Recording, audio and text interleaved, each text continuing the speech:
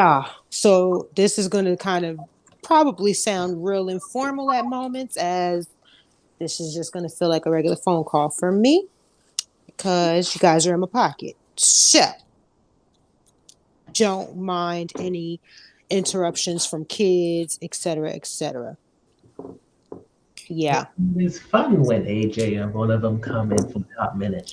Oh, they gonna come in because they on punishment, so they looking for attention. They looking for any opportunity to tell me any stupid story about nothing, just so that they can make contact with me to make me feel like they've done something or they've learned their lesson. They're gonna come. They keep telling me all of this stuff that I don't care about, and I'm like, it's funny because y'all haven't talked to me this much in months, but now y'all been on punishment for a couple of days, and I'm your BFF. Nah, keep that same energy. Stop talking to me. They both did something together? No, separately. They Oh. just AJ, her problem is she be trying to get away with shit, and she she'll try to get away with shit, and then when you ask her about it, she'll like nonchalantly lie about it. Like, yeah, no, I definitely did that. Of course, why wouldn't I do that? You know what I'm saying? And so every day, like she's supposed to have been off of punishment a couple of days ago, but every day she just lie about something new, and it's just like, bro, I'm not gonna argue with you. I'm not gonna yell at you. I'm not gonna pop you or anything like that. If you lie, I'm just gonna keep giving you more days of restriction. So it went from like one day. I think she had like 2 days, and then she came down and she was talking greasy. So I gave her another day. Then that day was up. And I went in her room and I'm like, yo, because like when everybody in the house was sick, well, when half the house had COVID, we separated the bathrooms. And so she had been using the main bathroom, the main upstairs bathroom. And so her toothbrush hadn't been in her bathroom. So when I went into her bathroom, this is like a good week and a half after everybody's been cleared. I go into her bathroom. I'm like, her toothbrush not in here. So I go into the other bathroom, toothbrush in the same spot. So I asked her, I'm like, yo, what's up? She's like, none. I'm like, you brushed your teeth this morning? She was like, yeah. I'm like, you did? She was like, yeah. I'm like, you lying? She was like, well, I think maybe I did forget to brush my teeth. And I'm like, yo, you ain't brushed your teeth in mad days, nasty. Like, so it's just like, you know, the lie that was like a lie on top of a lie. Like she was just coming off of lying. So it was just like, all right, well, you know what? 3 more days.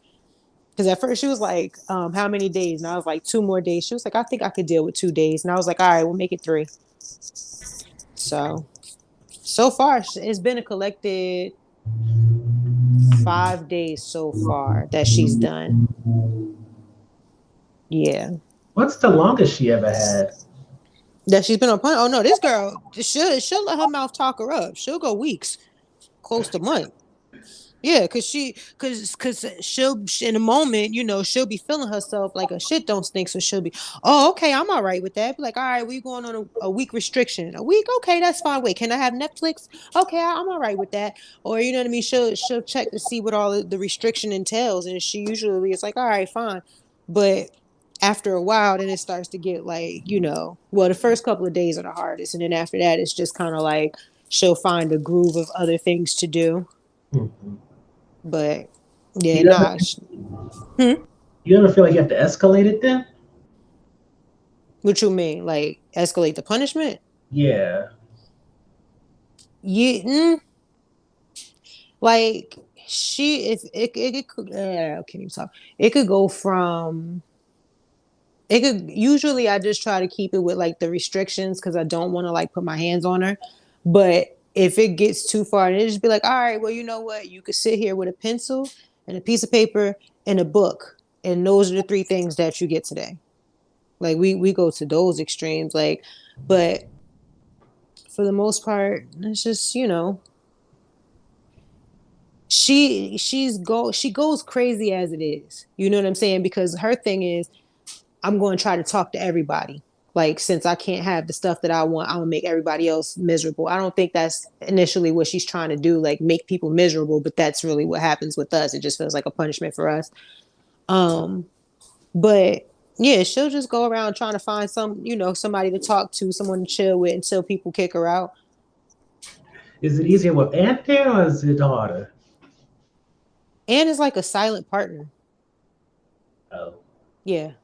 It's like he'll put the kids on punishment, and then we won't see him for like the rest of the day. Like he'll be up in the room. You know, our room is in the attic, so it's like he won't come down for like the whole day. And so it's more so like me being the, making Enforced. sure, yeah, making sure everybody's really properly punished. Like I feel like he's too soft. And the funny thing is, he's so soft and he's so lenient, but when they start like showing out a little bit in front of him, like to me in front of him, oh boy, couldn't be me. Your mother much nicer than I am, boy. Because I tell you, I would have popped you all. And it's just like, shut up. You wouldn't have done shit. Shut up. Shut up. Seriously, like I'm literally the enforcer. Like he swear up and down. Oh yeah, I get it. I'm the one that lays down the law, and it's just like no, because look, my son is on punishment right now, right? He's on punishment for a while, right? Mind you, my baby birthday is on the 29th. Christmas is on the 25th. And then you get a bad report from school the month of Christmas and your birthday. So it's like, dang, bro, that wasn't very smart. But his dad said, okay, you on punishment till I think he said like January 20th. Again, he just be saying shit in the moment because he don't be living by none of that. So he's on punishment, and I'm trying to like really like enforce this punishment so that we can affect change because, you know, I don't really try. I try not to get too involved into the whole schooling aspect with him because I don't agree with public schools and those things. So I leave that up to his dad. But when it comes down to you just simply not doing what you're supposed to do, and it's like you know what I mean, minimal shit, then it's like, all right, now I have a problem with that because we don't ask much from you. So his dad's on some shit like, okay, well, you're on punishment for this, da, da, da. So I'm like, all right, well, how are we working Christmas? So I'm happen to be talking to my son, and I'm like, yeah, I was talking to him about his punishment, and he's like, yeah, well, daddy said, I'm on punishment, da da da, and I can't open my toy, I can't open my presents, blah blah blah, until I get back. Get back from where? Oh, because I'm going to my. No, you're not going to anyone's this Christmas. Like usually he'll go to his grandmother's house or one of his grandmother's houses. No, you're not going there. You're not going anywhere so that because anytime you go over there, they forget or they totally just disregard that you are in trouble or in the midst of a punishment, and you just be getting everything that you're not supposed to have. So yeah, nah. Like, and again, his dad was the one that was like, okay, yeah, no, you're going there. Da, da. I came in. No, you're not. There is no fun until January, my nigga. I don't even want to see you smiling too hard till January. Damn. You punished, bro. You punished. Like all of that. Oh yeah, I'm gonna go. So I had to, let his dad know. Like, yeah, I don't think that's a good idea. If we're really trying to affect change, like we really have to put it down, like lay down a law. You know what I'm saying? Because it seems like every year we deal with the same situation, and it's like, okay, if you're not going to apply that same energy, then you don't need the things that you enjoy. Those are privileges. You feel what I'm saying? And Mhm. with me, it's like I feel really disrespected. Like even though this is not my schoolwork, even though I didn't assign this work, I feel disrespected because it's so little that's being asked of you. You know what I'm saying? It's so little being like, and for me, it's like you do your work. Like we just was like talking about implementing the pay for time thing again, and then that happened later on that afternoon. So it's just like, bro, it's like you rushing through everything just to get to your video games, and it's like you lying about stuff. Now you just turn into this whole person's untrustworthy person, and you think that should be rewarded. No, I'm like like I be having you know what I mean. I'm a woman, so I be feeling like, nah, my point needs to really be made and felt, and I don't be feeling like he be understanding the severity of not doing what you're supposed to in school. Granted, I don't fuck with school. I don't fuck with the teachers. I don't, outright, like the curriculum at times. But at the end of the day, if this is what you have to do, if this is what's mandated for you, in order for you, if this is like a mandatory step in your life that you have to take in order to get to the next step, I don't give a fuck about all that extracurricular bullshit. Get this shit done. You know what I'm saying? I don't care if I don't like your teachers. I don't care if I don't like the schoolwork. If they say that you need to have these pages done on this day, you better have them damn pages done on that day, or you better not be touching no damn game. Question. Yeah. Do you think with Amir being back in, he's having a hard time adjusting to your ways alongside, is he kind of like influencing AJ at all with his ways? No, no. And it's not a hard time adjusting because this is all new. This isn't like we are back under the same roof and then he's going to school. No, this isn't new. You came into this school year in this way.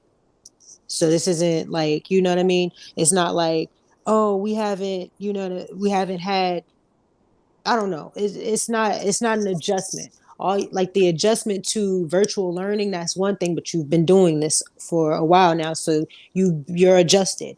In regard to me and my take on his learning, I don't be over you. I don't pester you. I come in, I say, did you do your work? What did you do in class today? Did you turn it in? Those type of things. And then I keep it moving. Mm-hmm.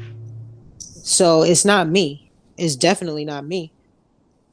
Because all I do is make sure you got the damn computer charger that you need. So he just got to get his shit together, man. He just it's the games, man. He's so, I want to go back. I'm ready to play with my friends, or my friends are on Fortnite, so I got to jump on. And it's like, nah, bruh. Like, you know how, like, I don't know about you, but for me, when I was in school, I would try to figure out ways to make school end when school ends. So if I had homework, I'm trying to get my homework done while I'm in school. You know what I'm saying? I'm trying to get my homework completed and turned in. Now, when he comes and he says, "Oh yeah, I did my homework at lunch," or something like that, okay, cool. I would like to believe you, but now I'm hearing that, okay, that's not the case. So it's like, all right, now we have to work on trust. Now I don't trust you. Now I got to give you a whole lecture about, as a man, your word is your bond. And if I can't believe anything that you say, then you know what I'm saying? Like, I can't give you that leeway, that freedom. And that's what I'm working with them now, is like the fact that they're not showing trustworthy character. Like, I can't trust you.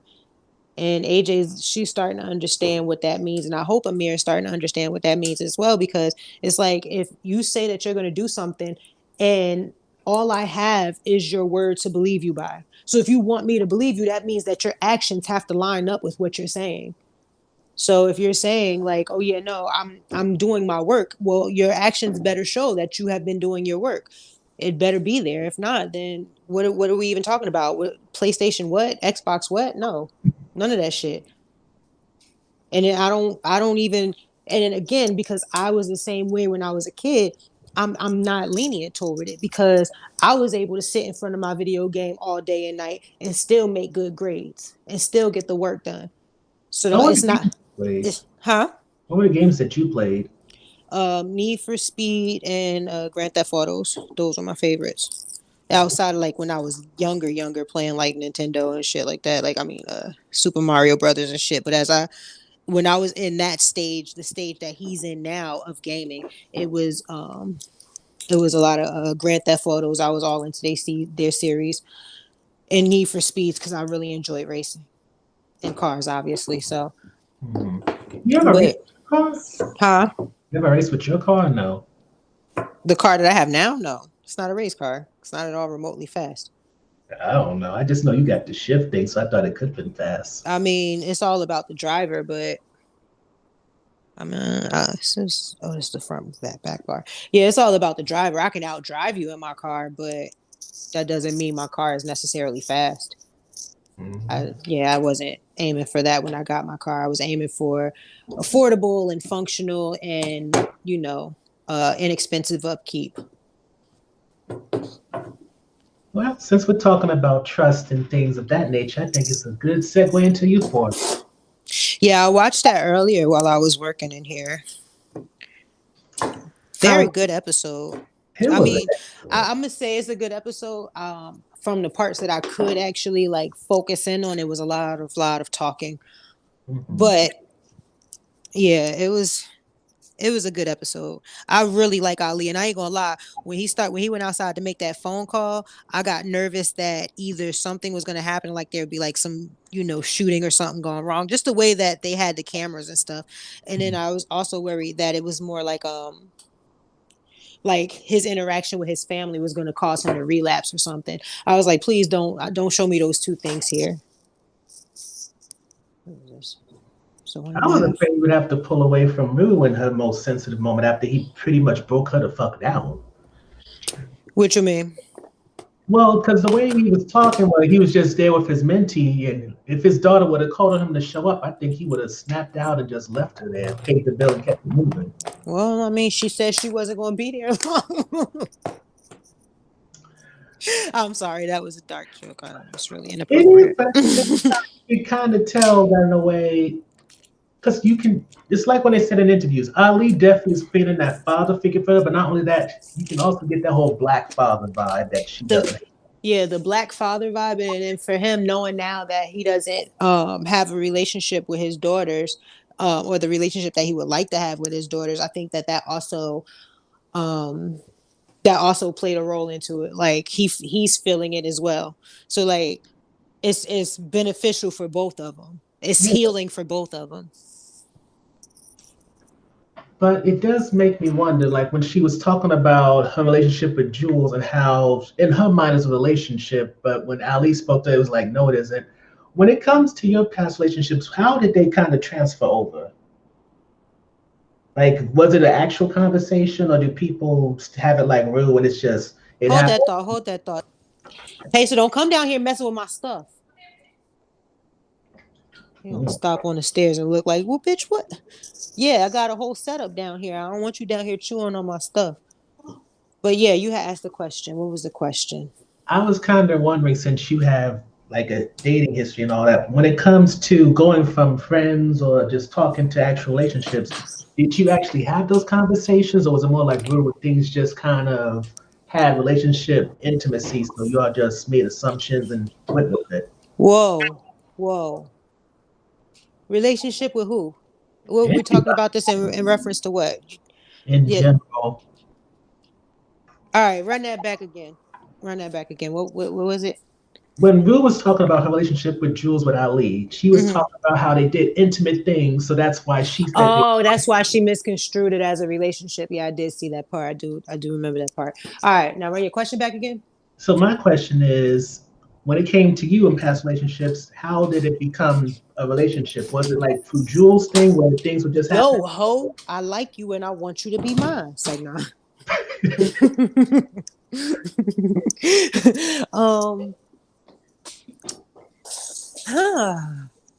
See, and you said from friendships to relationships. Be it friendships, relationships, or you like somebody, you click well, and then just it just happens.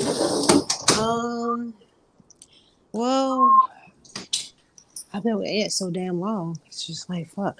Um, I've Well, only really experienced, I'd say, like three adult relationships. I'll say everybody else was just my hoes, and I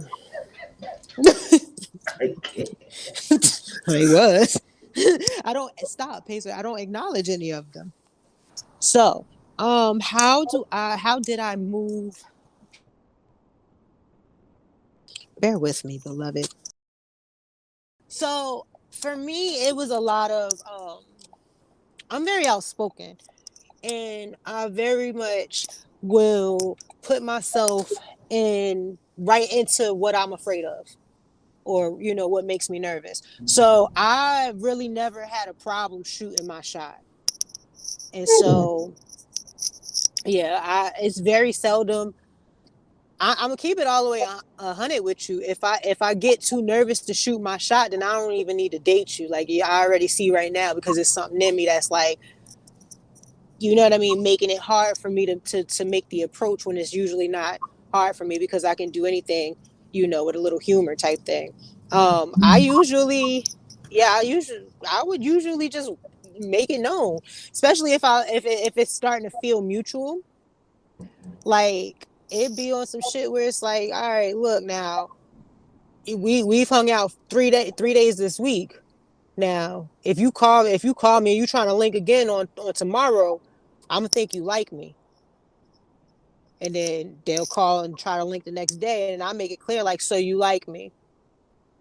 and then say what they're gonna say. Most of the time, I'm not gonna say most of the time. Uh, it varies on the guy because guys are real. Guys like they say they make it seem like they don't like a woman who's straightforward and kind of like pushy with what she wants, but at the same time they always respond well to that shit. It make them feel like a little blushy, like oh, you know what I'm saying? So like when I hit you and I'm like, yo, like what's wrong with you? I like you and you acting like you can't tell. They be like, oh, nah, cause I ain't even. They start blushing and shit. You know what I mean? Shit like that. And that's how I just go ahead and slide them over. Like, all right, well, look, it sounds like you like me too. I hear you blushing. You know what I'm saying? And start making them feel all gushy. So I'm really charming as shit, bro. Like Okay. that's really what it comes down to. Yeah, I'm charming as shit. And it's like, what? Women don't be charming. Nah, I'm charming. I'll charm a nigga's socks right off by accident. The same charm they be trying to run on a chick, I will swing that revolving door right back around. Have you over there blushing? And I prefer a dark skinned man. Had a little, is you turning purple, boo? I know you are. I have that effect on you. Like I'm charming as shit, bro. But let's go back to Ali and Rue for a second. When he exposed that he abused his ex-wife while he was on drugs and everything, Mm-hmm. when it comes to stuff like that, what would be like your breaking point for somebody where you would completely change your opinion of them? It's got to be from the now. It's unfair for me to judge you off of where you used to be. It's unfair. And now I'm about to judge this person backing up into this parking spot. Come on now, like you have a backup camera. I know that kind of car comes with a backup camera. You know what? Let me go around you so you can see how long you're taking. Foolish, silly goat. Repeat the question one more time, please. Okay, like let's give an example. If it was me, one of your other friends, what would be something that we could say we did in the past that would just be like, you know what, I can't fuck with you anymore? Oh, you can't fuck with children. That's one of the main things. You can't fuck with children. Um, if I know that you done messed with a child in some way, shape, or form, that's it completely. Like I have no desire, no interest of knowing you at all. Period. Um, rape, any like if I find out that even if you're like okay with like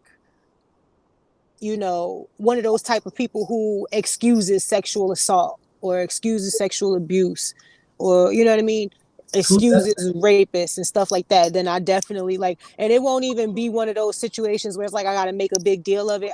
You just won't hear from me no more. Like I'll just fade out because there's literally nothing that you can say that's going to make me understand where you're coming from when it comes to, you know, sexually taking something from someone or abusing a child. There's nothing you can say, and maybe abusing a animal as well. So then when it comes to Ali talking about he abused his ex-wife, if you was in a real situation, how would that click with you? It would make me feel uncomfortable, but I would hear him out because it's not like if I go into the situation knowing, like if I know that you are an abuser and you know what I mean, I'm not that inclined to want to hear more of your story. You know what I'm saying? If I know that that's what you have done, then me personally, it's going to take me a minute if I even get there to want to hear what you have to say. But if I don't know that about you outwardly, like if that's something that like in his situation with Rue where he brought it up later on, then it's like, all right, well, I've already gotten a chance to get to know who you are now and see the growth that you have. You know what I'm saying? That's the difference. But if I already know that about you coming into it, then I'm not, and it's not it's I always try to say things like, let people grow out of the box that you place them in. But certain things it's still hard for me. Like I won't be able to just look past it if I already know it. But if I don't know that about you, then naturally you're gonna get the chance to for me to learn more about you. And then if that comes up, depending on what I've learned about you thus far, it's like, okay, I can make a decision of, are you like, you know, do you seem remorseful? Is this a different part? Like, are you different now than you were then? You know what I'm saying? But regardless of all of that, it does open my mind to what you are capable of. So in Rue's situation, having grown a bond with him, you know, and then he says, yeah, you know, I abused my wife or whatever. She's in a position now where she knows enough about his character and about, you know, the role, how his character affects her life. She knows enough about that to be like, you know what? Yeah, I don't think you're a bad person. I think you went through some bad moments or you made some bad decisions in life. Or she could be like, you know what? Everything that I know about you up till now wasn't enough to like save you from me learning this about you. If that makes any sense. Mm-hmm. You know what I'm saying? Like, if you fuck up and then you do mad good shit, mad good shit, mad good shit, and then when you finally like when you meet someone, they only know of the mad good shit. And then when they find, like, you know, it's more mad good shit. But then when you tell them about the bad shit, it's like, well, the good shit that I know of you outweighs this bad shit that I know of you. You know what I'm saying? But again, you kind of gotta get there. And with certain situations, it ain't no getting there. You touch a child, ain't no getting there with me. You know what I'm saying? Like, it's you ain't gonna fit there, child. You about to hit that person's car. Child, they be trying it in here. But yeah, that's how I feel about that. Like, if I was in her situation, yeah, I wouldn't even be able to answer that right now because I don't know what her character, how connected her character is to him. You know what I'm saying? Yeah. And how did you feel about the tough love he was giving her? Did you feel it was condescending or the kind of shit that she really needed to hear? Um, the tough loves. I feel like low key. I feel like he was being nice. He was being. I mean, yeah, and I guess that's a testament to how tough my love is. Because I was getting annoyed. Like, she like, well, I ain't gonna be here much longer. Well, bitch, don't let me hold you up. How you doing? 78. I mean, I know I got my mask on, so if you can't really hear it, if it's muffled, just let me know. Okay. But yeah, like my love, my tough love is because like I don't. That's just we'll get to you, but like it's just like my patience is somebody like me. That's why I couldn't be a sponsor.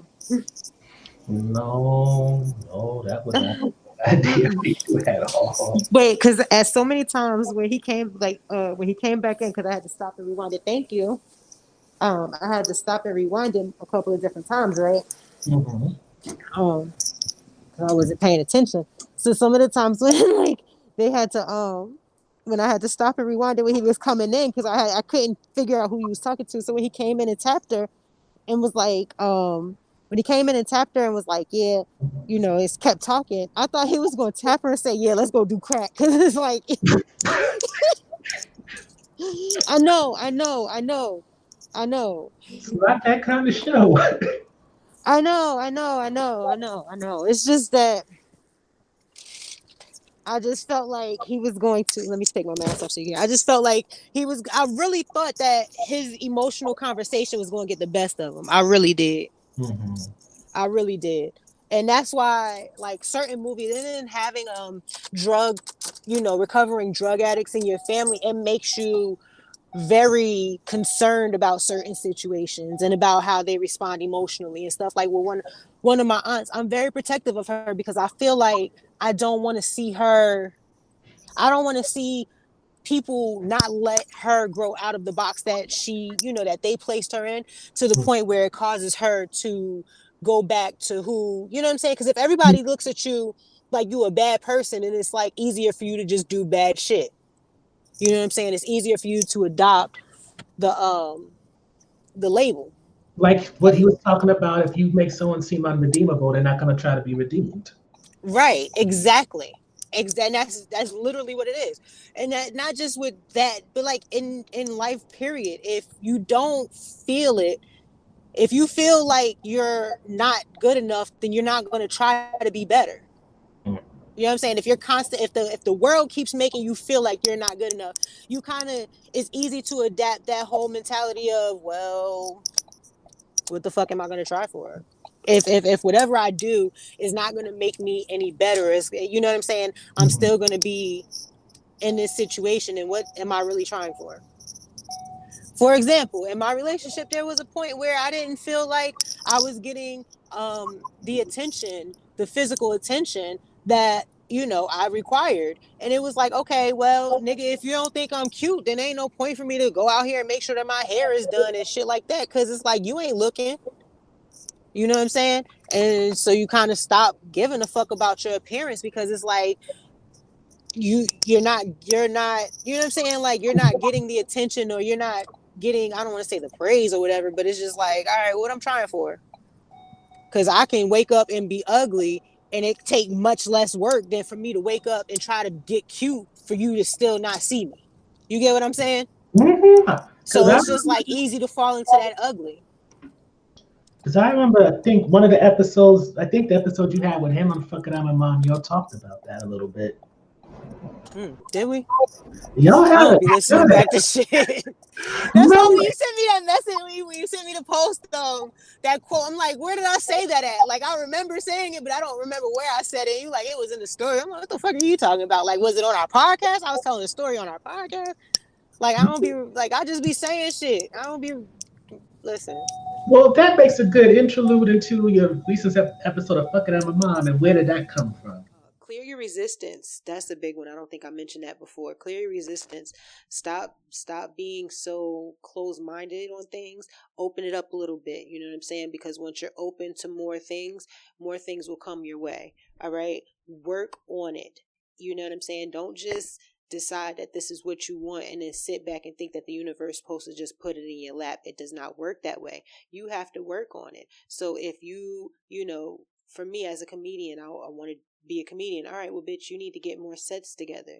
You need to hone in on them jokes. You need to craft them a little bit more. You need to do more writing. You know what I mean? I can't just say I want to be a comedian and then sit around and just sit around, which is honestly what I've done. And where has that gotten me? Nowhere. But the second that I really put more intention behind it, and I said, I want to be a comedian, and then boom, next thing I know, an opportunity to do some stand-up came. You feel what I'm saying? Like, you have to really work on it so that once you get the opportunity, once the meal is ready to be served, once what you're asking for is ready to be handed to you and it's prepared, you know what I'm saying? Like, it's in a position where it's like, all right, whether it's a work position, now that position you wanted is open, are you ready to receive it? You feel what I'm saying? Like, you have to work on what it is that you're asking for, work toward it so that you're meeting the forces halfway. You know what I mean? You might not even meet them halfway, but at least you started walking toward them. Now they know they don't got to walk the whole way because you're showing that you actually want this enough to put forth the effort to get to it. All right, well, bet, since you already started helping, since you already started working toward it, well, we're going to go ahead and slide that to you. Go ahead and sit down now. You got it. You know what I mean? Go enjoy it. You feel what I'm saying? Yes, yes. Prepare your table. What the fuck is wrong with you people? All right, prepare your table. I feel like I say this to literally everybody around me because everybody around me wants something. And everybody wants something different, but they want something, but nobody is preparing their table for what they want. Everybody is saying, I want these things, or I want this and I want that. And it's like, okay, how you gonna get it? Because some of the times, like, it's not about, oh, let me go out and get it. No, let me start living life in the way that I would live if I had it, so that I can start to attract that type of energy. You feel what I'm saying? Working energy will attract working energy. If you're being productive, there's going to be movement coming to you. You know what I'm saying? If you don't have no job, find something to do during the day. You get what I'm saying? Like, it's not easy, but these are the things that have to take place. You have to let the universe know that you are getting yourself into a position where you are ready to receive the shit that you asking for. And then you And also, I Go ahead. No, you were saying. No, go ahead. Because once you started, I immediately like forgot what I was talking about. What I was about to say. Because I was gonna bring up how you also noted how dreams are expensive to have for like for the average person. They are. They are fucking expensive. Them shits ain't cheap because you have to make sure, like, you have to allow yourself the space to get the things that you want. You know what I'm saying? Like, and that's why, yeah, I have all of these dreams, these aspirations, these things that I wish that I could be doing more of. And it's like, okay, but bitch, you got to make sure you got food on your table. You know what I'm saying? So it's like, yeah, invest in yourself and if you're at work for 8 hours, then you need to go home and work for yourself for 4 hours. Let's be realistic here, my nigga. Most of us is at work for 8 hours, and that shit is a long 8 hours. And then if you have children, then you come home, you still at work. It's not easy. And you got to make sure them kids is eating. You got to make sure there's a roof over their head. You got to make sure that you know, are financially in a position to handle your family and your everyday life. And then whatever's left over, you get to go chase your dreams with. Chasing your dreams is not cheap. That shit is not easy. And people, some of these people, especially like on social media, these motivational speakers and everything, they give you like the most vague. Sorry, about to be out of breath because I'm moving around and talking. They give you the most vague, you know, speech about, oh, this is what you need, and if you do this, like, okay, bitch, I need a little bit more of an outline.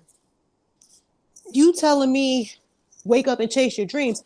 Bitch, tell me how to wake up and make sure this bill is paid so that I can go chase my dreams later. You feel what I'm saying? Like, it's hard to chase your dreams. It's not a cheap venture.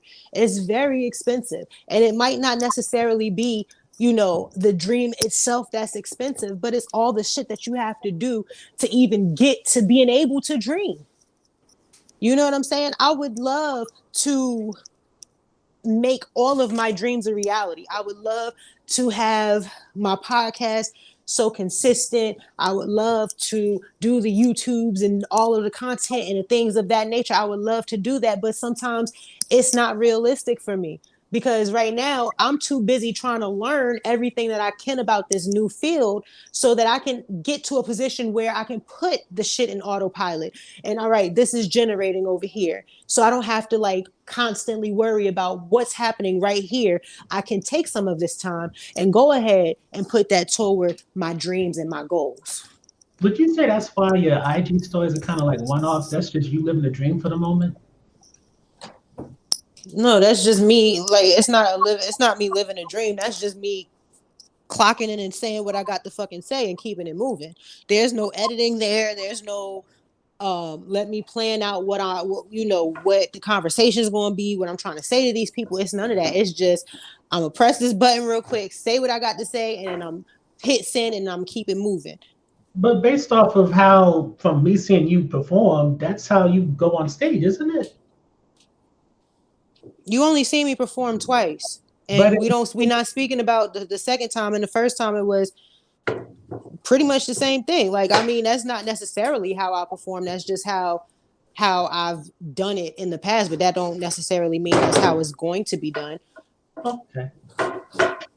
One other thing I was kind of wondering, because you mentioned about faith and knowing that the universe is not going to play with you or fuck you over. So Mm-hmm. when it comes to that, you also speak about something grounding you. So Yes. when it comes to the universe being grounded and all that, what's keeping the faith? Whatever you believe. This particular topic of conversation, I don't know if you're gonna get the answer that you're looking for from me because faith and belief, all of that shit is what you believe, what you put into it. That's that. I'm not telling you you got to do this, you got to do that. No, if you don't believe, then bitch, you don't believe. That's just that. Like I'm not religious. I'm not, you know, I'm more spiritual, but I do know that if there is something that is helping me, is driving me, is bringing forth a type of energy, then I'm going to focus on that. But it's not, you know, it's not like you gotta go to church and do this. Like I don't that's not it. If If you don't understand what I say when you gotta believe, you gotta be grounded to something, then you not grounded, you're not gonna believe, and I don't have time to handhold you through that. This message wasn't for you. Now, speaking of belief and just having something to ground you, let's switch over to the Queen's Gambit real quick. So, did you get to finish it? Not the last five, whatever. What would I say? The last 20 minutes. I haven't gone back. But yeah, I watched everything up to the last episode, the last 20 minutes of the last episode. When it comes to Beth, how did you feel about her relationship, especially between the different relationships she had with men versus how she had them with women? She was just different. It was that lack of, I don't want to say lack of love, but because she initially, like, she found a home in her mother, but it took a minute. So I think one of the things that complicated, at least for me, her relationship with her mother, Alma, was the fact that she put her on payroll. I don't think it complicated it. I think it further said what it was, because it's not like it took them a minute to even get to her being a mother. You know what I'm saying? Like, to her being motherly to her, because for the whole time she was just focused in on her relationship and her failing, marriage. Mm-hmm. So once she was able to start being a mother to her, it was like, all right, well, look, at this point, you old enough, you done experienced some type of pain, you in disappointment and letdown. I definitely have as well. So we should just do this shit together. It was more like a trauma bond.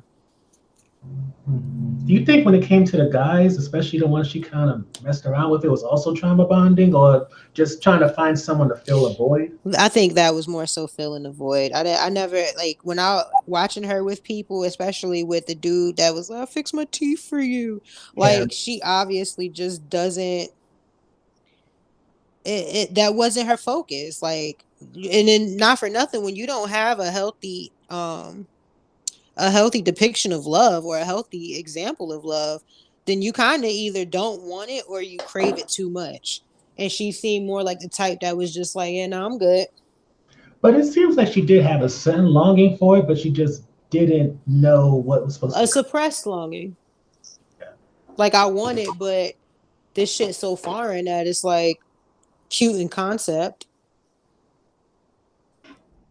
That's how I got it. Like, it didn't seem like it was something that, like maybe she wanted it because that's something that everybody says that you should have at some point or another, but for the most part it didn't. I don't think it didn't ring off to me like she really was in dire need of, like, I need to be, like, I see the damage, Mhm. but I feel like she knew that she was fucked up to the point where it was like, I don't even, like, I know my shit fucked up, I ain't ready to go get my shit unfucked up, so I ain't gonna put this fucked up shit on somebody else, if that made any sense. Yeah, like she's comfortable where she is and doesn't want it to be challenged, basically. Yeah. Yeah, like she hit the age of 60 early. Cause that's how you feel at 60. Everybody that I know that's 60 and up, they in their ways, they admit they in their ways, and they admit that they rather stay by themselves in their ways than have to conform to somebody else's ways. Ooh, but what about her relationship with Jolene? How you felt about that? Who was Jolene, the black girl?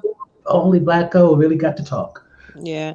I liked the girl, but I didn't see most of the relationship as they were adults. I didn't really I don't recall too much of that because, like I said, I watched it. It's been a minute since I watched it, but I like the black girl though.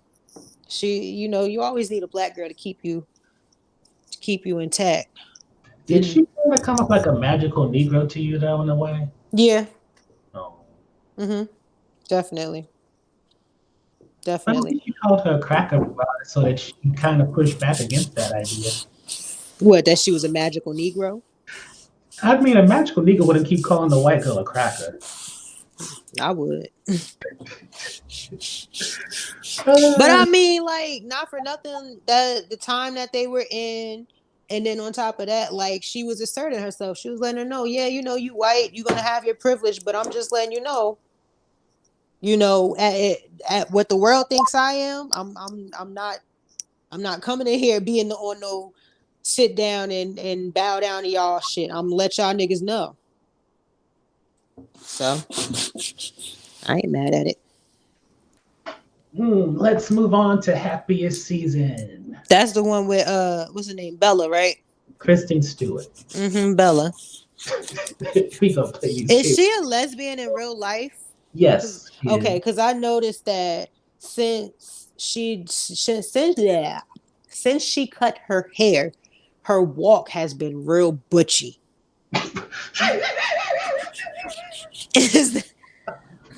I hope I don't offend anybody when I say that, but I mean just up at the shoulders. It just really like there's a hunch up there, and it didn't seem like it was when she was on Twilight. Not that there's anything wrong with it, but I'm just saying. Maybe that's her comforting walk. Maybe, but it made her blazer look really bad. Oh damn. Yeah, it doesn't sit well with her blazer. But I mean, the movie was cute though.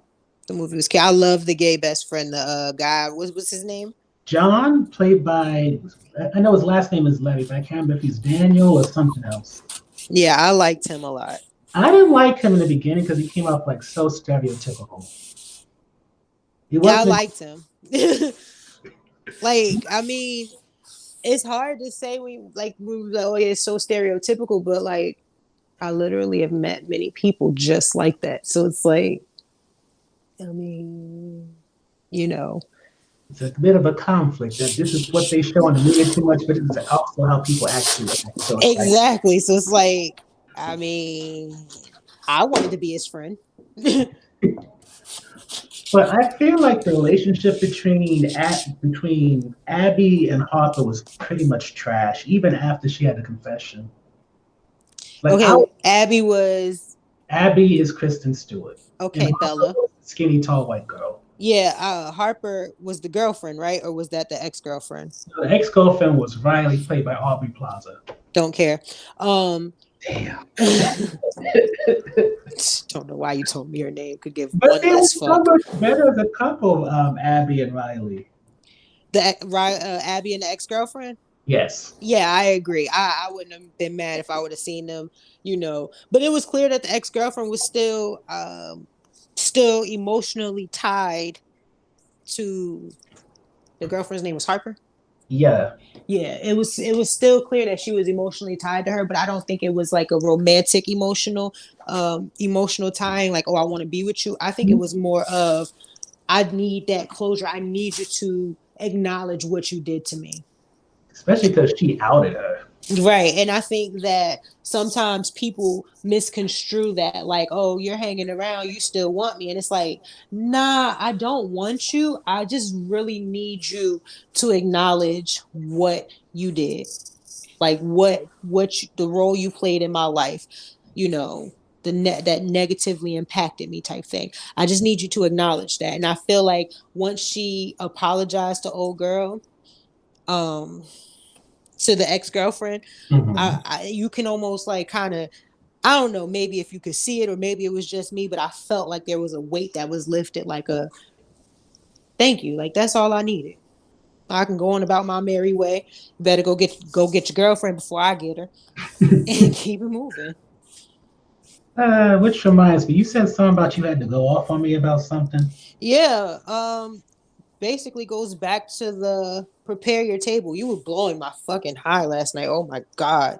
That's I'm why I would just stop sorry. texting you back. Cause it was like, oh, you just be so fucking pessimistic. And it's like, why stop telling me that you think you want this relationship or you think you want to be with somebody and then you trying to talk yourself out of it. And it's like, bro, you don't even know what you want. That's number one. So you can't even begin to prepare your table on in that manner because it's like you so damn stuck in like this I'm not gonna get it or do I even want it and I think it's more so like first of all you need therapy.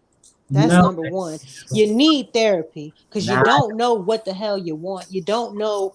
Like it seems like you have an idea of what you want, but there's this fear of you actually going to get it because you just assume that it's not going to happen, or because it's been hard that it's always going to be hard. And it's like put you into this pessimistic mindset. And it's like, bro, I'm not like, that's why I was getting so annoyed. I'm like, yo, you're dope. Like just start living like it. Yeah, but ain't no fucking buts, bro. Shut up. Like now you're blowing my high. Like I'm trying to be nice about it, but my head's spinning. I'm trying to take a good trip, and you sit here sending me paragraphs about how you ain't shit. And it's like, shut up.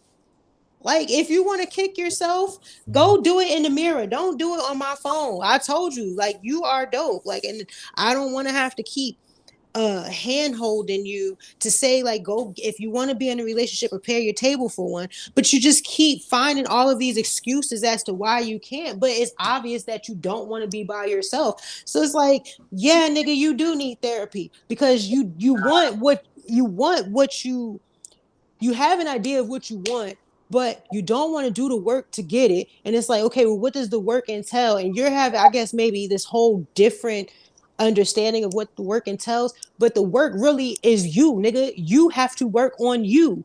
And in order for you to work on you, you have to stop telling yourself that you're not this, or that, this is going to be harder. This is, or maybe this, like, bro, shut up. You ain't even giving shit a shot, like a full shot. Like, and it's so annoying because it's like, all right, what you want me to tell you? You great again? Because I know that's not why you're doing this. Like I know for a fact you're not saying these things or coming at me and saying, oh, I do want a relationship, or maybe I don't want a relationship, or maybe I do want to. You're not doing that because you want hand holding. And I think you're doing it because, I mean, you're not doing it because you want somebody to reassure you that you're great. I don't feel like that's the reason. I feel like you're saying it because that's what you want, but then you're going back on it and being pessimistic about it because you're scared to actually go out there and get what you want, or you're scared to prepare your table for what you really want. And again, preparing your table in your sense means working on you. Like you, the inside of you, your heart, your mind, the way you think, the way you process things, the way you view yourself. You have to work on that. Later, for like, you got your job, you got your company on the side, everything else around your life moves fine. Those are all fine. So the one thing that you're still looking for is companionship, or wanting to, a relationship. I don't know if it's necessarily a relationship, but either way, that's at this point, everything else is on autopilot. So now it's like, why are you holding yourself up? Why are you stopping your greatness? Why are you stopping the process? Because you don't want to go talk to somebody and look at your demons? Well, guess what, Amari? It's very easy to break the mirror and compared to looking at it. But that ain't going to get you what you want. You still going to be sending me these messages about, well, maybe we just need a little companionship. Nigga, we know that. We know that's what you need. I know that's what you need. You know that's what you need, but you don't want to go out there and get it because you're afraid. What are you afraid of? You don't got to answer that to me. Answer that to yourself. What are you afraid of? What could possibly be so bad about you putting yourself out there a little bit more than you have been, and really giving it a genuine shot of just, maybe this will go well, without the option of, let's see how this goes. Nah, this is going to go well. And if it doesn't go well, I'm going to learn something about myself from this, so that if it doesn't go well, it wasn't a waste of time. I've learned something and I can move forward, and I don't have to feel so down about it every time. That's what I was going. Well, that's the curse out for you. Stop being so fucking pessimistic all the time.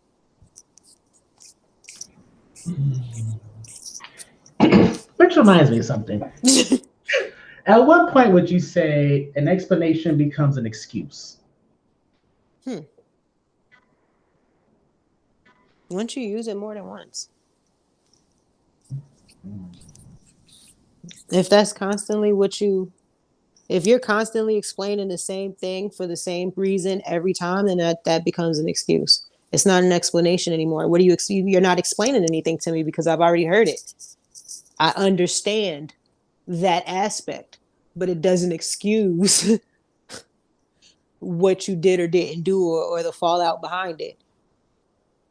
So I think, yeah, after the second time, Explain yourself the first time. Make me understand why you did what you did. But if you do it again and you try to explain yourself, there's no need to, because I already have the thinking behind the action. And if excuse me, if the action is known to harm or, not have a positive effect on whomever, then it's an excuse. You're trying to excuse what you did or what you said or the way that you were thinking. You're trying to excuse it. Nah, you don't excuse it. You did it twice now. You know what I'm saying? So that's what you felt. That's what you meant. That's really what you wanted. So you don't have to explain yourself, and I don't want to hear an excuse. Just shut up and go. I love how it comes all full circle when we talk about that. When we start off with the children lying. Don't get me back on these motherfuckers. Fuck So, them kids. Fuck them kids. damn. You can only say that if you're actually a good parent. Fuck them kids, man. Recommendations. Oh, what happened with that profile that you had sent me? I don't think I got a chance to respond to it, but I did see it. She seemed like a good time. Oh, those were just profiles I was swiping on. Was she was ugly or something? No. And at this point in my life, I realize since you want to say I don't know what I want, I know the basics of it. And when it comes Mm-hmm. to looks and all that, as long as you don't like give me pause, I couldn't care less. Because I told you about that girl who literally had a fucking mustache, and I was like, but her voice is cute. She seems nice. And there's always wax. Yeah, plus it's like you said in fucking Amari episode, you can't be too narrow, but don't keep it too wide. Just have a general idea of what you want. Yeah, just know which goal you're shooting at. Just get the ball in the right direction of the court. You know what I'm saying? And once it's down there, you can figure out the rest as you go. But just know which direction you heading. That's the biggest thing. Like it's not even like you don't have to have all the answers. You know what I'm saying? And it does. You don't have to know exactly what you want. Have an idea. Have somewhere to work, because, like I said, that working energy is going to bring forth more working energy. So if you already start to live, or you know what I mean? Yeah, no, I don't have a spouse yet, or I don't have a companion yet, but you know what? Maybe I should get this extra, pillow or something, this extra throw pillow in case I have company. You know what I'm saying? Because I plan to have company. Shit like that. Start preparing your shit. Just little things. And eventually the universe, whatever you believe in, whatever you pray to, it could be a tree. I don't know. I don't care. But whatever grounds you, whatever makes you feel heard, makes you feel seen. Because sometimes it's not people that can do that. Sometimes, you need to meditate, pray, whatever it is. But whatever grounds you, like they need something to go off of. They need something. They need to see that you are actually trying to help them help you, basically. So it's like you don't have to know exactly what you want, but if you know that you want companionship, okay, what type of companion do you want? Well, I want somebody to watch movies with me. Well, you know what? Let me get another little neck pillow for when we watching these movies, because somebody gonna sit there and they gonna use this neck pillow and they gonna enjoy it. Don't know when they gonna sit there, but somebody gonna sit there, and I want to be ready when they do. Prepare your table. Recommendations, por favor. Oh yeah. I don't have no recommendations. Just don't be a dick to people. Mm. Clearly, my recommendation is the latest episode of Fucking I'm a Mom, which at this point I've listened to 3 times. Oh, child.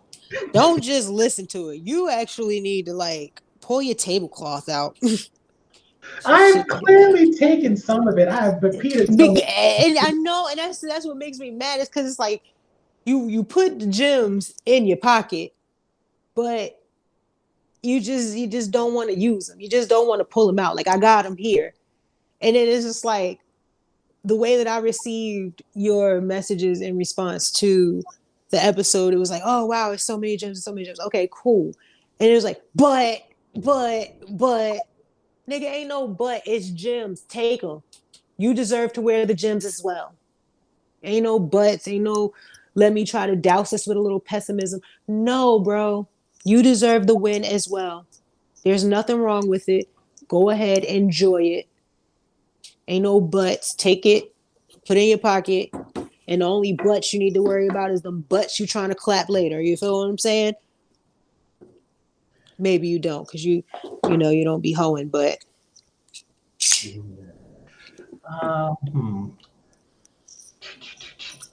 Quote if you have one. I don't. You? I'm going to use one from Greenleaf just for kick, fun, and games. This is from season 2, episode 12. You really be putting in the research. You're so funny. Um, My shit would have been like Google quotes for today. no. Anyway, the quote goes: "Patience doesn't mean standing still while waiting for something to change. Mm, Patience is lovingly guiding people who don't understand into a greater understanding." mm. I think I did that with a great deal of love, if I do say so myself. So yeah, I'm trying to get all these damn projects done, but I'm trying to like see form by tonight. I want to be able to just paint it tomorrow. So I've been working on it all day. She be working, she be working. I know, man. I'm so like my little makeshift workbench. Like this, like it was supposed to be like a little vanity, and I was like, I didn't like the way it was turning out. And then the thing is, for me, like, and this is also like I noticed with my podcast and with everything, when I start to learn, like I'll start working on something and then like I'll learn more about, different ways or better ways or, you know what I'm saying? And then I'll be like, yo, I don't even, like, I want to take this out and start all over again because I know a better way now. You feel what I'm saying? So it's Mhm. like constantly learning and then constantly trying to like modify things. Like that's what my podcast. Like I recorded the second episode, since the hiatus, but I put it in there and I started the editing process, like, compressing everything. And it just was like, I was on Clubhouse, I'm listening to so much different stuff. And it's like, dang, man, now I kind of want to take it, you know what I mean? Step back again and reapply the things that I've learned before. And you know what I'm saying? So it's just like constantly having to go back to the drawing board with more knowledge and more knowledge. So yeah, it's my life right now. So that episode is just not going to get released. No, it's got to get released because me cursing Ant out because Ant went and bought my weed and it was like a live reaction. Like, you know what I'm saying? I'm sitting there in front of the mic. I lit it and I started smoking it, and the reaction was just live. Like, I mean, I was going off. I have not smoked no weed that bad in forever, bro. And son was so proud. Like, yeah, you got me out here with these illegal narcotics. And I'm like, oh, weed is legal. Shut up. And he's like, yeah, da da da. He's like, well, why did the guy hand it to me like he was the CIA? I said, probably because you pulled up and you don't know how to fucking do shit like that. So he probably was like, may I have some of your weed, sir? Are you a distributor? May I please make a purchase? Probably was like making the block hot or something. And then once I actually looked at the mud, I'm like, yo, how much you spent on this, bro? Don't tell how much you gave this nigga, yo. Come on, let's go back and get your money because this ain't right. Like, I wanted to slap the guy because I felt like he was trying to play my nigga. Like, but it was like so bad. And it was like a live reaction. And yeah, that was some good shit. So I can't waste it. And then on top of that, if I'm not mistaken, I don't remember what the actual topic was. I think the topic was overstaying your welcome, which is important. People they tend to do that too often. So it's like basically me telling people how to not overstay their welcome. But it was worth it. I mean, I might put it up, but like I don't think I'm going to really feel comfortable and confident in the episodes for another couple of episodes, probably like another 3 or 4 episodes before I start really feeling like, yeah, this is, you know what I mean? Like I'm satisfied and I'm feeling good about it. You know what I'm saying? Right now, I just feel like I'm just giving y'all some shit just to like give y'all some shit, and then it don't even feel good for me doing that. You know what I'm saying? Like it does. Like I don't feel like I'm giving like my best foot forward, but But your best foot keeps changing like right after before you even finish editing. Is I it just know. The fuck. you gotta allow Like, yourself to be seen as a work in progress sometimes? yeah, but yeah, I guess. And then now, like with this whole being on Clubhouse and extending your network and stuff like that, like it's just it's like I'm not gonna say it's frustrating, but it's like, you know, you're in these rooms, you're in these spaces, and it's a lot of podcasters, it's a lot of like people, you know what I'm saying, who basically do what you do. And it's like, me personally, I know I ain't shit, but I haven't checked out anybody else's podcast, really give a fuck. Um, for for the most part, people like, you know, they be boring. And that's, and they're like, oh yeah, I got a podcast about such and such. And I'm like, wow, that sounds super boring. I Um, know. yeah, like wow, that doesn't even you don't even sound fun. Somebody's about to be my boss could has a podcast, and I'm just hoping he never brings it up. Ugh. Yeah, nah. I was in this one room, right, where we were talking about the like some podcasts on Joe Budden's new network. Mhm. And Joe Budden comes in the room, and him and this other girl from the podcast, they come in the room or whatever. And whereas we were originally just having a conversation, and it was me and some other people who listen to the podcast or whatever, we were having a conversation about him, right? And people, I swear, people are so fucking funny. We were having a conversation about them, and they naturally ended up coming in because you see the name of your podcast as in the chat room, you want to see what people are saying. So they came in, and at first I didn't notice that they were in there, but I ain't scared. You know what I'm saying? I'm not scared. So I'm saying what I needed to say or whatever, whatever. So then they were like, yeah, well, they're in here. Do you mind if we bring them up on the stage? So I'm like, everybody got all quiet because some of the people was in there kind of talking a little bit of shit. And one girl, she was talking some shit, and it didn't seem like she had enough information, like for her to feel. I mean, by all means, you could feel how you want to feel, but it didn't seem like she had enough information for her to be speaking on him as strongly as she was. Mhm. So when he came up to the stage and she was on the stage, she kind of got quiet. You know what I'm saying? And it just was like me noticing how these people responded to a celebrity. And it was like, we're having a conversation. You know what I'm saying? We're not here to try to like turn this into an interview. Like, we're kicking shit, you know what I'm saying? And we're having a good time doing it. And there was this one girl that was in there, and you could tell sis was trying to flex that journalism degree as hard as she could. Boy, I tell you, she was just, and again, we're having lighthearted conversation. We're just, talking at this point. And she, every time, well, I feel like, and she's asking these questions, and it's like, bro, if you trying to get an interview, like you're asking interview like questions, but it's not like how you got to know your audience Mhm. or know who you're interviewing. Like, I'm not going to sit down with someone super prim and proper and bring my most ratchetest self. You know what I'm saying? Like, I'm going to speak. I'm going to still be me, but I'm going to speak in a way where they can understand. You know what I'm saying? Like, I'm going to ask questions that are appropriate. I feel like Shorty was just asking these questions that it was just like, bro, you know who you're talking to? You're talking to a nigga. Like, I mean, yeah, he's a rich nigga. Yeah, you know what I'm saying? But at the end of the day, he's about to leave this chat room, right? And go into some ratchet ass chat room. You know what I'm saying? Like, we're not up here trying to be formal. You trying to have like these formal questions or whatever. Like, bruh, you ruining the vibe, bro. Like, that shit, she was blowing that shit, man. And it was like, yo, we're having a good time. Like, we're in here. The questions, they were lighthearted but Mhm. fun, but like still you getting to know somebody. You know what I'm saying? And then here she come. Well, how do you feel about the current state of nigga? No, nope, nope, nope. I can guarantee you these people did not come up here to be having no CNN questions thrown at them. I'm almost certain of it.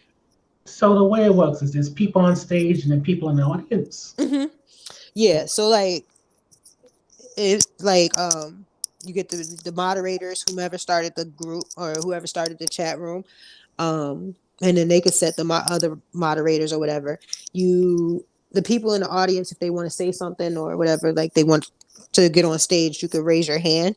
They have a little button that raises the hand that lets the moderators know that you wish to talk, wish to receive a microphone or whatever, come on stage. Smaller rooms, usually they just give you a mic when you come in, depending on what they're talking about. Bigger rooms, you usually sit in the audience unless you know somebody that's on stage, or I don't try to get on stage in bigger rooms. I just go in to listen and learn. But in smaller rooms, I'll be getting my shit off. They be loving me. That's where I'll be getting, my little attention. Because once I get into a smaller room, if I come in and like they just started the room or whatever, usually, and then I come in, usually they'll get, I'll get on the stage or whatever, they give me a mic. And then from there, once I get a mic, that's it. You know me, like once I get a mic, that's it. Like niggas they're not unmiking, they're not taking my mic. Comes the charm. Yeah, I told you I'm a charming motherfucker. Like I really be up there having people like, yo, you funny as hell. I know. Hit that follow button, bro. You don't want to miss this. You know what I mean? Like, but that's really what it comes down to. One thing that I do like is like every time I go in there, the energy is just, I'm not going to say it's always wonderful, but it gives you like that good vibe. Like, and I'll go in there and, they let me on stage, whatever. What up, y'all? What up, y'all? They be like, Shonda, we love the energy you coming in with. Yeah, we about to have fun. Fuck you mean? You know what I'm saying? Like, it's a good time. Like, but Shorty was just blowing my shit. Like, I'm like, yo, granted, when you get into a room and you got the celebrity or whatever, and you finally got that attention, it's like, all right, cool. I want to use this to my advantage, but it's like you also got to know how to work the room. And that wasn't the time for what she was trying to do. Every time she started talking, it's like you can almost feel, even though like Mike's was muted, you can almost feel people like, oh boy. It's just like, like, oh boy. Every time she spoke, I just would get annoyed, like, bruh. And then the other girl who had the problem with Joe Button, she was all silent, and it's just like, all right. So then when they left, because they was like, do you mind if we bring them on stage? And they got quiet. Like nobody said anything. I was the only person like, hell yeah, bring them on stage. I ain't scared of them niggas. Like y'all niggas is getting all nervous and whatnot. Nah, I listen, I done had 2 in-person interactions with Joe Button. And both times, the first time I was young, I was like 12 and I cursed him out. The second time I was in my 20s, early 20s. And when we had our exchange or whatever, it was like, I like her, she's an asshole, and I was like, I like you too, then you're cool. Is that the T-shirt CD one? No, that was when I was 12. Okay. Yeah, but so like I've had interactions with him, but it was just like once he left the room, she started talking again, and somebody was like, well, why you ain't say that when he was in here? You know what I'm saying? And she was like, well, it's like. So I tried to throw her some bail, and I'm like, you know what I'm saying? Maybe you just kind of felt better off being quiet, because it's like you already have your assumptions of him. You already have your idea of how things are going to go. So you're probably preparing yourself for that type of interaction. And he's not even coming in here like that, because prior to him coming in, he's arrogant, he's this, he's that, he's this, he's that. But then when he came in, he was as humble as can be. You know what I'm saying? So it was like all that shit she was just spewing before he got into the room. He comes in the room and he's just like, well, I'm really appreciative of this even taking place. You know what I'm saying? Like, he told it straight up, like, I really didn't want to, come on stage or whatever and take the opportunity from y'all talking. But, since I'm here, and then he proceeded to answer, questions and interact with his fans. And that was dope. But it negated everything that she was saying. And so now it's like watching her, try to cop bail and like, do a double down. I hate people having to do a double down. Like, no. What I was saying, no. You said.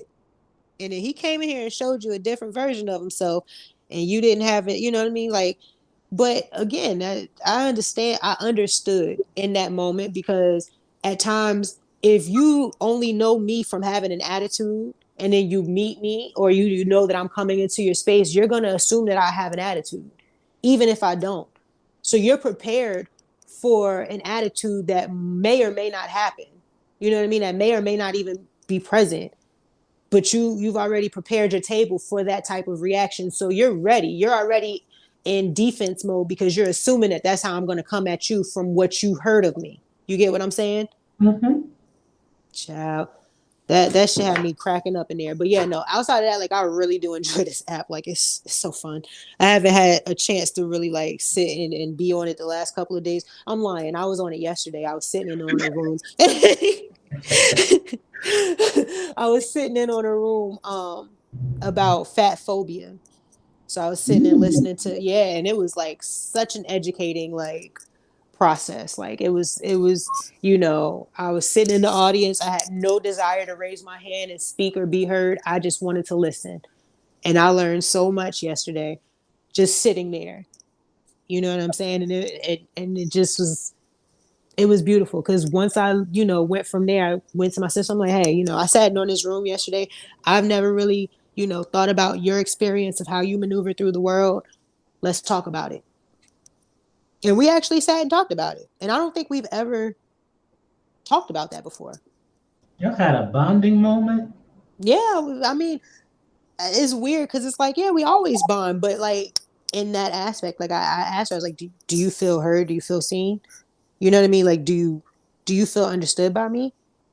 And then like we talked about, how she moves because it's easy for us to see people in one light.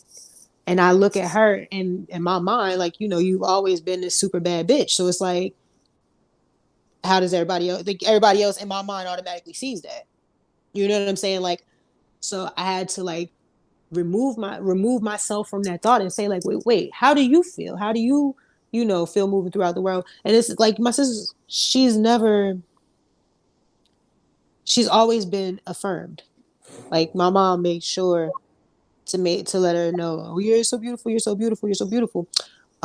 So she's always moved through the world knowing that she's not ugly or anything like that. But it's just like, you know, outside of, because in my mind, like you bro, you know what I'm saying? Like, so learning more about her experience and how she feels or whatever, like I feel like we definitely had a bonding moment, and I definitely understood her on a different level. And it was thanks to me sitting in and hearing other people's experiences. You know what I'm saying? I sat in that room for like an hour and a half last night, just Ooh. listening, just listening to different people, men, women, everything. And it was just like, you would have never thought. Like they were asking questions like, how did your parents make you diet growing up, and how did that make you feel? Were you affirmed? Like it was so. I'm like, wow, you learning so much about so many different things.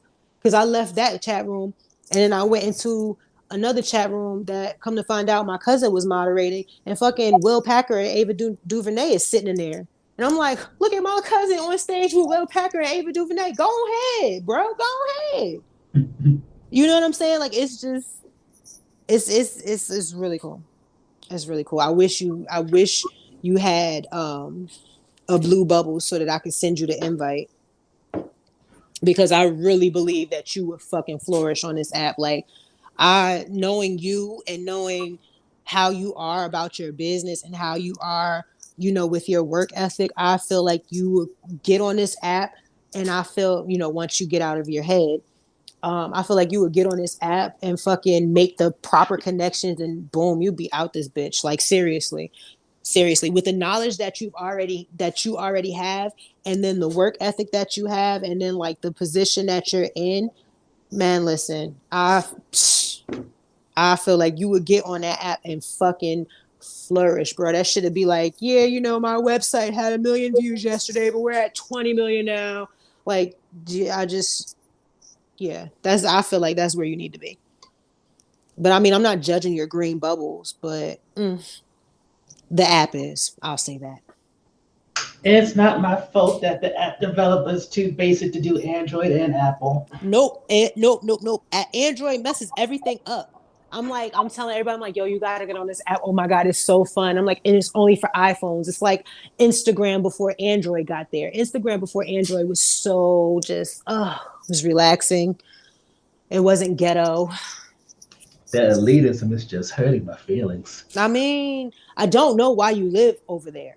Like, you should be over here. Nah, I'm good. Y'all got issues with them iPhones. We got Clubhouse, so I'm good. I'll take my issues. I mean, I'm glad you found your people though. Bruh, I just feel like you're missing out, bruh. And it just bothers me. Cause you saying like I'm happy you found your people. I'm like, bro, your people up here too. The fuck? I can't just be happy for you. No, bitch, you need to come over here and get some of this happiness. Shoot. Like, I swear it's so dope. Cause like I was in a room about black people who seen UFOs, and then I left there and I went to a comedy room and was getting comedy tips, and I left there and I went to a screenwriting room and was getting screenwriting tips, and I left there and I went to a table read and I was listening to a live table read. It was just like, oh man. Like I used to get mad when Ant would go out with his boys. Now I'm like, dang, what time are you going out? Because I kind of just want to lay in bed and be on Clubhouse. Telling you, man, you better get with it. Eventually, they'll come over to Android. Oh, then I'll have to leave them. Why? The ghetto. If I wanted to interact with Android people, I would have stayed on Instagram. I mean, it's not an invite only thing. Anyway, they may have it where on Android it's invite only. No, it's no Androids allowed. It's invite only on Apples. No, I mean like when they eventually like grow. No. And I hope they don't give y'all Android people no invites. I don't invite your whack ass friends. Nope. It was started by venture capitalists, so it's gonna happen. I know, and that's why I'm saying like you got to get in there, bro. It's so dope. Like they be having like these little competitions. Maybe somebody will start like a singing room or whatever, and somebody be like, all right, well, I'll put 25 on a Cash App for whoever wins, and then somebody be like 25. All right, well, I'll throw something in there too. Next thing you know, somebody come in like, well, all right, well, I got $1,000 for the winner of this, and you just like, nigga, look at all these rich people. Hello, escalation. Hello, wealth. But then too, it's not just like. It's like you get, investors and venture capitalists, all those people from all over the world. And then like you get to see them in different lights. So sometimes like you'll be in a room with somebody, like we was in a room earlier about Dr. Umar. They was talking about Dr. Umar. Who was it? Dr. Umar and his fake school or some shit. They was talking shit about Dr. Umar, and then one of the NFL players, Deshaun Jackson, had came in the room. You know what I'm saying? So it was just like you just be sitting there, and then next thing you know, a celebrity comes in. Like when I was on that room with Joe Budden and them, Diddy had came in. If I'm not mistaken, I think they said Diddy, and then some like two other people. I can't even remember who they said came in. And I'm just sitting in there like, yeah, y'all niggas, look, hear my voice. Hear my voice, because it's going to come around. Yeah. You going to want revolt, you said? You need a host? Bitch, yeah, I can host. Got them jokes? Listen, come on. Even though I don't know what happens on Revolt, because I never actually watched Revolt, but it's neither here nor there. The Breakfast Club or something like that? Yeah, and then like what happens after that? You either do the morning show, afternoon, evening, or the overnight, I guess. Don't know. All I know is that they have the Breakfast Club, but I don't know. And I know that they have Revolt Summits every year. I don't know what they actually play on their station. Never actually watched. But yeah, all right, I'm ready to go eat now and then get back to work so I can finish these projects. Plus, I was watching The Photograph. I never seen that before. You didn't watch The Photograph with Issa Rae and your band? Yeah, because it's one of those movies that I knew I was going to get emotional over because Lakeith Stanfield is looking too damn good in it. And so I was like, I just need to wait until I'm emotionally stable. And so that's what I did. All right, you're going to like it. I like Lakeith Stanfield. He just is so handsome. Yeah. No, I ain't talking about your father. I mean, he all right, but no, I ain't talking about him. Dang, all up in my Kool-Aid. Oh, snap. He was born the same year I was. Thought he was older. Who? Lakeith? Stanfield. He's how old? He was born 1991. What? Yeah. Damn, I would have thought he was older than me. That's what I thought. 91. That's what, 3 years younger than me? Dang. I can't even lust after him like that no more. Dang, yo, he would have been much sexier if he was like 33. I mean, he does have a movie coming out next year. I mean, no, I can't say that. I was gonna say I still hit, but if I was single, I'd still hit. But not me in this relationship. No, I will not. I would just enjoy the eye candy, with the exception of Get Out, because I don't like him without facial hair. That didn't look good to me. I mean, worst case now you can at least get a hug. No, not with no facial hair. You can't. I wish Aunt would walk down here with no damn chin hair. Talking about some head. Excuse me, I don't know you, nigga. Mm-mm. Yeah, no. Mm-mm. Some people need the facial hair. I mean, if you're a black man, especially a dark skinned black man, you need the facial hair. You don't need it, but I need you to need it because I need it. Oh, It that. look. I mean, listen, I like me a little dark something with a nice little healthy beard. Mm-hmm. Oh, don't let it be a Saturday and you walking out the shop with the white line with the choo, you just got your shit lined up. Hey, chocolate something. Ooh, this didn't make that much money. What, photograph? Yeah, I thought it was good though. It probably was. You know the good movies. Avery Jade is so much chicken on them damn bones. And you got a good sit down and finish the chicken off them bones. You are not about to waste too much. I love ambassadors. You about to waste all that damn chicken. Ain't no. Bet you gonna sit there until you finish. Why would you pick up the wing tip? Ain't no meat on the wing tip. She gonna be there all night. I'm not messing with you, child. Mm-mm. Oh yeah, from what I can remember, that score is going to get you just swooning. What? The music, the score is going to get you. Oh, but I mean, anytime Issa Rae is doing something, it's gonna get you. I mean, but you have to also take into the fact it's not just about Issa Rae and Lakeith. It's also about Issa Rae's character and her mother. Yeah, So you yeah, about I to gathered that. your feelings. Get yourself some what is it? Not Clorox, Kleenex, some puffs. Thought you was gonna say chloroform. I was gonna say, why you trying to take me out? I wonder if with chloroform does it go through the mask? I hope not. You know what? Don't even want to know because I don't want to know. All right, let me eat my food so I can go back to getting my work done. Cause you playing around. I don't have time to be playing with you, Amari. Gosh, all you want to do is play. You need to go manifest. I'm going to some social thing on Thursday. A social thing? What does that mean? Some wine tasting thingy. By yourself? I don't think in this point of my life I need to be inviting people to stuff. I mean, that's cool. Cause if you go by yourself, that leaves room for you to bag a hoe. I Well, preferably not a hoe. Who wants a hoe? I Ooh. mean, a little companionship. Purpose. Hashtag. And I need to finish that bottle of wine I have now. So, Well, maybe you'll get a little tipsy and meet someone. Well, just keep yourself open to the idea. We'll just say that. We'll keep yourself open to the idea. I Go can't to get. have fun and if it happens, if you meet someone, don't be all pessimistic and double thinking it or overthinking it. Just enjoy it. Well, leave it off on that. Yep, this has been another episode of Getting Ignorant with It. I'm Shonda Nicole at Shonda Nicole 1 on Instagram and on the Clubhouse. What the fuck?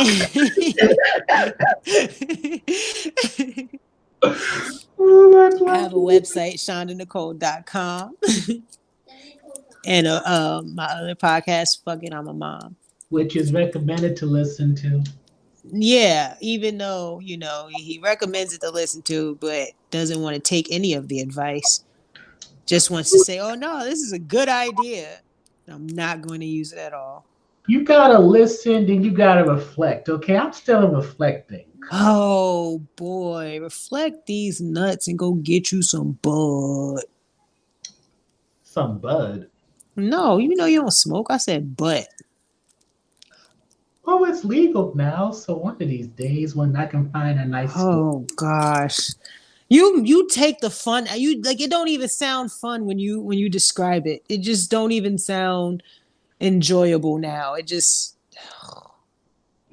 What? yeah, you stay away from weed. Don't come over here running it with your overthinking. This is not what we do over here. Some people If do. I can find a nice store, maybe a friendly person behind the counter, you know. I don't know where else I would get it. I don't know any drug dealers. Oh gosh. First of all, weed is not a drug. Don't even you are something else. You are something else. You are something else, boy. See, you don't deserve to be among my people. Mm-mm. You stay over there with the shades. Maybe that's what I need for medical reasons. Have you ever been high before? Have you ever smoked weed? Yes, I have. Mm. How But many times have you smoked weed? I think 3 or 4 times. But the problem is, I smoked with white people, so it just made me want to clean. So I kind of want, is that some slavery weed? I'm not sure. They probably put a little Adderall in that shit.